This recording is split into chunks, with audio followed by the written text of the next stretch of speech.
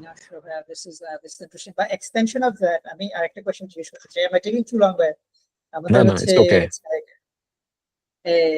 you have been working in product for a long time. আপনি ধরেন পাঠাওয়ে কাজ করেছেন, and then Bongo is I think one of the most beautifully done product globally. Mhm. যদি আপনার adoption-এর দিক থেকে আমরা দেখি হচ্ছে a lot of people Yeah. really use it. So and then now you're leading product hometown. Questionটা হচ্ছে মানে a little all over the place. How do you create a product? What is the art and science of creating a product that works? Okay. From your experience of working. Okay. Right. First of all, আমার product related কোনো formal কোনো education obviously ছিল না। হ্যাঁ, it was all by my trial and error of understanding কোনটা করলে কিভাবে approach নিলে right wrong হয়। এই ধাক্কাটা আমি ইনিশিয়ালি বঙ্গতে অনেক খেয়েছি যখন আমি বঙ্গর প্রোডাক্ট গুলো ডিজাইন করতাম, and I used to plan around and understand our user base. That is when I got to understand যে আচ্ছা, যত আমি আমার ইউজারের সাথে কথা বলবো, ইউজারের ইউজেবিলিটি ব্যাপারে জানবো, তত বেশি আমার প্রোডাক্ট ডিজাইন আমার জন্য খুব ইজি হয়ে যাবে।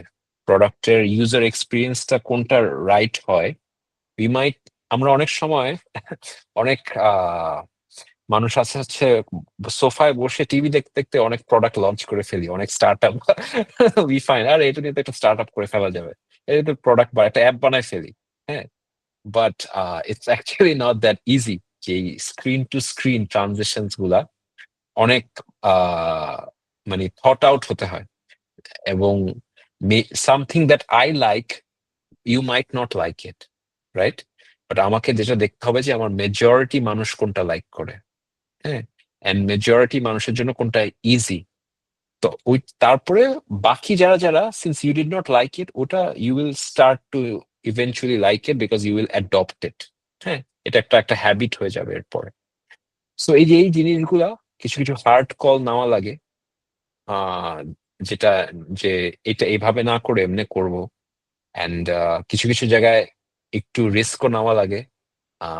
ফর এক্সাম্পল, আমরা যখন ফ্লাইটটা এভাবে শুরু করি, it was a big risk for us, তাই না? এইভাবে ব্রোকেন ডাউন একদম প্রত্যেকটা স্ক্রিনে একটা আমরা একটু ভয়ে ছিলাম যে আচ্ছা এত লেন্দি ভাবে কেউ কি টিকিট বুক করবে, কারণ it's a long step whereas it's much simpler anywhere else.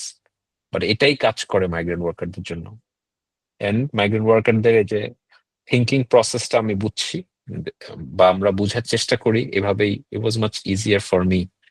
Same thing we did with Bongo, with even when I was working for Inside Maps, same, understanding the customer, how they want behave, what do they want, and the process of designing these products gets very easier.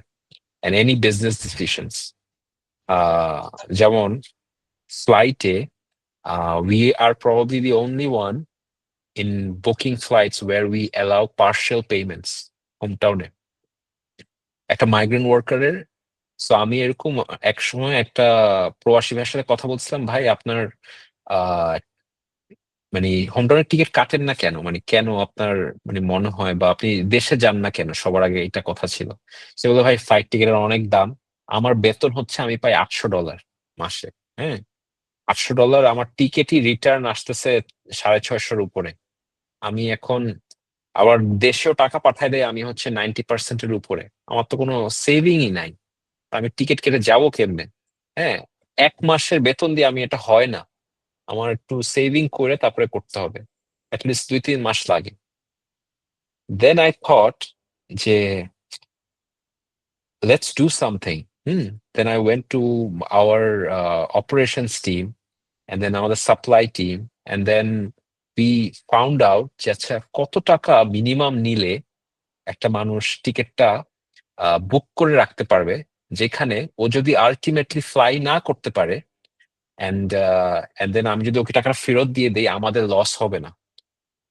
and we found out যে there is a sweet spot, একটা আমরা initially start করেছিলাম যে 30%, এরপরে 40, এখন আমরা 50% নেই টিকেটে। and এই 50% টাকা দিয়ে পার্শিয়ালি পেমেন্ট করে ও একটা টিকিট বুক করে রাখতে পারে, and till they travel 7 days before they travel they need to pay us the rest of the 50%. তার আগ পর্যন্ত they are price locking it, তার টিকিটের দাম বাড়বে না, and they can purchase the ticket from us. And আমরা এমন ভাবে প্রোডাক্টটা ডিজাইন করি যেখানে ও যদি ওই 7 দিন আগে আমাকে কল দিয়ে বলে না ভাই আমি বাকি টাকাও জোগাড় করতে পারি নাই, আমি যাব না, বা আমার কোনো কারণে আমি ছুটি পাই নাই আমি যাব না, আমরা ওই টিকিটটা ক্যান্সেল করে দিলে ওর যদি কোনো টিকিট বা ওর যদি কোনো টাকা পাওনা থাকে ওটা আমরা তাকে দিয়ে দিই, আর আমাদেরও কোনো লস হয় না এখানে। So we are enabling them to lock a price at a certain মানে way ahead of time. ও ওই ঈদের টাইমের সে যদি 2-3 মাস আগে বুক করে ও অনেক টাকা সেভ করে রাখতে পারে। So we encourage advance booking with partial payments, কম টাকা দিয়েও বুক করে রাখতে পারতেছে এনশিওরিং, এন্ড এটা টোটালি ড্রিভেন বাই দেয়ার মানে আস্ক এন্ড দেয়ার নিড, যে এটা থাকলে ভালো হয়, যেটা ওরা অন্য কোথাও পাচ্ছে না। কোনো বুকিং সাইটে কিন্তু নাই এভাবে করা যে 7 দিন আগ পর্যন্ত কে আবার এসে পেমেন্ট করতে পারবে। And this worked out. আরেকটা প্রোডাক্ট ডিসিশন আমরা এভাবে নিলাম যে মাইগ্রেন্ট ওয়ার্কার তো সারা দিন কাজ করে, ওদের শিফট 10-12 ঘন্টার। By the time they return home it's already 7 or 8 or sometimes even 9 PM, and সারা রাত দিন ও তো সময় পায় না যে একটা টিকিট কাটবে, রাইট?